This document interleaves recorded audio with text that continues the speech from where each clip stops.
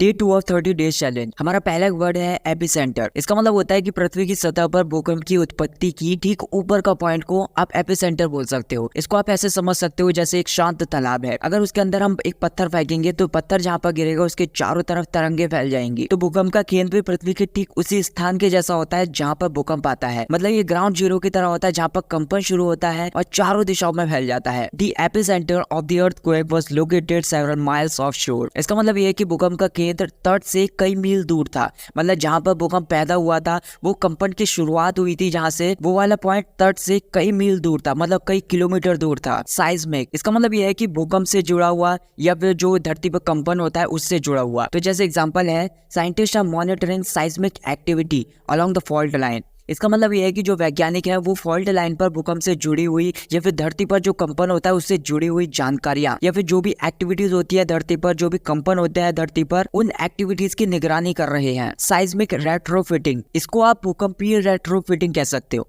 मतलब भूकंप की ताकतों का सामना करने के लिए जो बिल्डिंग्स होती हैं, जो भी इमारतें होती हैं बड़े बड़े शहरों में, उनको मजबूत करना या फिर उनके इंफ्रास्ट्रक्चर को मजबूत करना, ताकि जब भूकंप के झटके आए तो भूकंप के झटकों को वो बिल्डिंग्स झेल सके। तो जैसे एग्जांपल है, older buildings in urban areas require seismic retrofitting to ensure the safety of residents during future quakes. इसका मतलब ये है कि शहरी क्षेत्रों में फ्यूचर में आने वाले जो भूकंप है या फिर फ्यूचर में आने वाले धरती पर जो कंपन है, उस टाइम पर जो बिल्डिंग्स होती है वहां की, तो उसमें रहने वाले लोगों की सुरक्षा के लिए साइस्मिक रेट्रोफिटिंग की जरूरत पड़ती है या फिर जो भूकंपीय रेट्रोफिटिंग होती है उसकी जरूरत पड़ती है। रेजिलियंस मतलब लचीलापन बोल सकते हो या फिर लचीला होने का गुण बोल सकते हो। मतलब किसी चीज को अगर उछाला जाए या फिर किसी चीज को अगर खींचा जाए तो दोबारा अपनी अवस्था में वापस लौट आने के गुण को आप रेजिलियंस बोल सकते हो। इसको एक अलग सेंस में भी बोल सकते हैं, जैसे कोई बीमारी अगर किसी को हो जाती है तो उससे जल्दी उभर पाने के गुण को आप रेजिलियंस बोल सकते हो। Japan's history of earthquakes has fostered a culture of preparedness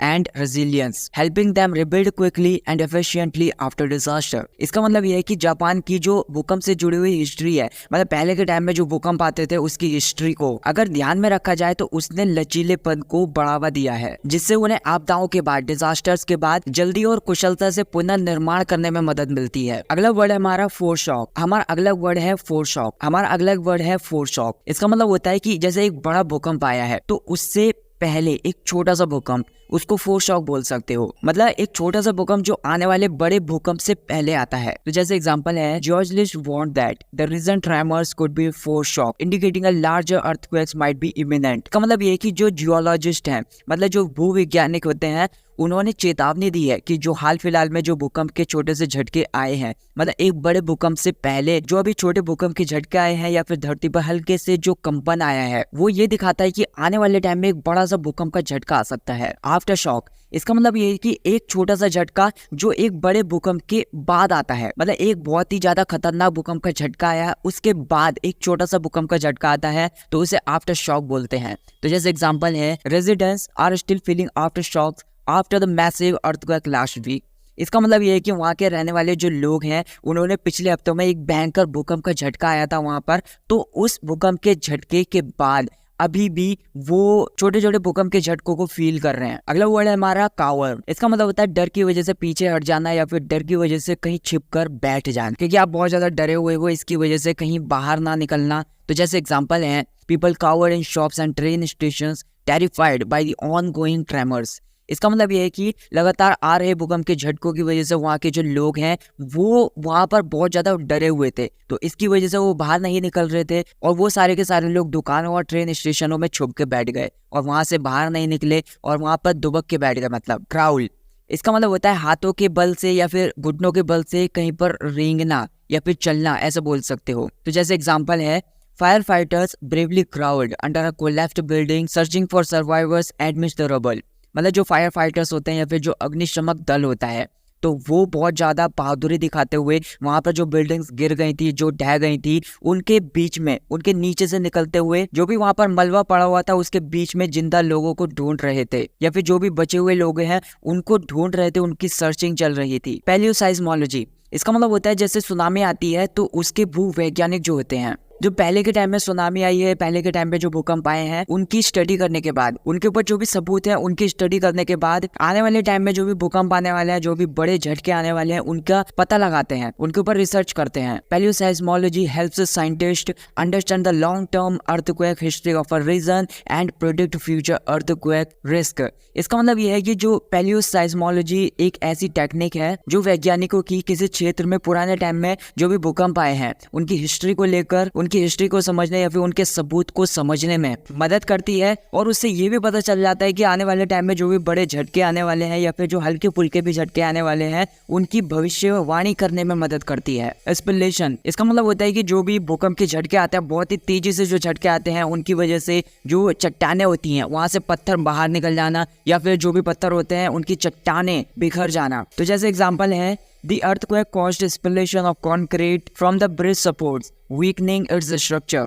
इसका मतलब ये है कि भूकंप के झटकों की वजह से जो पुल के सपोर्ट के लिए कंक्रीट लगाई गई थी, वहाँ के जो पत्थर लगाए गए थे पुल की सपोर्ट के लिए, वो बिखर गया। मतलब भूकंप का झटका आया था तो उसकी वजह से वो बिखर गया और उसका जो स्ट्रक्चर था वो भी कमजोर बन गया। माइक्रो ट्रेमर मतलब जमीन पर हल्के से छोटे भूकंप के झटके या फिर हल्के से धरती पर जो भी कंपन होता है, उस कंपन को, हल्का सा जो कंपन होता है उसको माइक्रो ट्रेमर कह सकते हैं, जिनके बारे में लोगों को पता भी नहीं चलता, वो आते हैं और चले भी जाते हैं, जिनका यूज धरती की लेयर पर स्टडी करने और भविष्य में जो भी आने वाले भूकंप के झटके होते हैं उनके ऊपर जो भी खतरे आने वाले हैं उनकी भविष्यवाणी करने के काम आते हैं। By analysing micro tremors, researchers can identify soft soil areas prone to liquefaction during earthquake. मतलब जो भूकंप के छोटे छोटे झटके होते हैं उनको एनालाइज करके उनके ऊपर विश्लेषण करने के बाद लिक्विफेक्शन के संभावना वाले नाम मिट्टी वाले क्षेत्रों की पहचान कर सकते हैं। अगला वर्ड है जॉल्ट। इसका मतलब होता है अचानक से जोरदार तरीके से जमीन का हिलना या फिर बहुत बड़ा झटका बोल सकते हो आप। तो जैसे एग्जांपल है, several strong jolts continue to rock the region throughout the day keeping people on edge. मतलब पूरे के पूरे दिन इस क्षेत्र में लगातार भूकंप के झटके आते रहे हैं और जिसकी वजह से लोग डरे हुए हैं, जिसकी वजह से लोग सहमे हुए हैं। स्मोल्डर मतलब सुलगना, मतलब ऐसे भी बोल सकते हो कि धीरे धीरे बिना आग के जलते रहना। कोई चीज है जिसमें मतलब सुलग रही है आग, ऐसा बोलते हैं ना, इसका मतलब ये है कि उसमें आग नहीं लग रही है, मतलब उसमें फ्लेम नहीं है, लेकिन बिना फ्लेम के ही वो जल रहा है, मतलब सुलग रहा है आग में। और discarded cigarette rush on the pavement, smoke wisping ledging from its smouldering tip. मतलब एक फुटपाथ पर फेंकी गई जो सिगरेट ऐसी ही पड़ी हुई थी, उसमें आग सुलग रही थी, मतलब उसकी नोक में आग धीरे धीरे सुलग रही थी और वहां से धुआं निकल रहा था। प्रीकर्सर मतलब पूर्वगामी बोल सकते हो, मतलब एक ऐसी घटना जो फ्यूचर में आने वाले जो भूकंप हैं, फ्यूचर में जो आने वाले जो बड़े झटके हैं उनका संकेत दे देती है। हमेशा इसके ऊपर भरोसा भी नहीं किया जा सकता क्योंकि ये ज्यादा ट्रस्टेबल नहीं है। तो जैसे एग्जांपल है, scientist are studying changes in animal behaviour as potential precursor to earthquakes. इसका मतलब ये है कि जो साइंटिस्ट है, जो भी वैज्ञानिक है, फ्यूचर में जो भी आने वाले भूकंप के झटके हैं, फ्यूचर में जो भी धरती पर आने वाले कंपन है, उनकी पॉसिबिलिटीज को लेकर जानवरों का जो बिहेवियर है, जानवरों का जो व्यवहार है, उन पर स्टडी कर रहे हैं, उन पर अध्ययन कर रहे हैं। अगला वर्ड है हमारा हॉन्ट, मतलब लगातार पुरानी यादों को याद दिलाना, जिसकी वजह से केवल एंड केवल दुख पैदा होता है और जिसकी वजह से केवल एंड केवल दर्द होता है, मतलब बहुत ज्यादा चिंता बढ़ जाती है। तो जैसे एग्जांपल है, the memory of the year 2011 earthquake still haunts Japan, a stark reminder of the country's vulnerability। इसका मतलब ये है कि 2011 में जो भूकंप के झटके जापान के अंदर आए थे, तो उस भूकंप की याद अभी भी जापान को सताती रहती है, मतलब जो देश की अनसेफ्टी को दिखाती है। So thank you so much for watching this video guys. मैं जानना चाहता हूँ कि आपके जो भी कंफ्यूजिंग वर्ड्स हैं, जिन पर आपको डाउट है, उनको मेरे को कमेंट करके बताइए। मैं उनको अपनी वीडियोस में लेकर और आपके डाउट्स को क्लियर करने की अपनी पूरी कोशिश करूंगा। अगर आपको ये वीडियो पसंद आई हो तो वीडियो को लाइक कर देना, चैनल को सब्सक्राइब कर लेना। Thank you so much.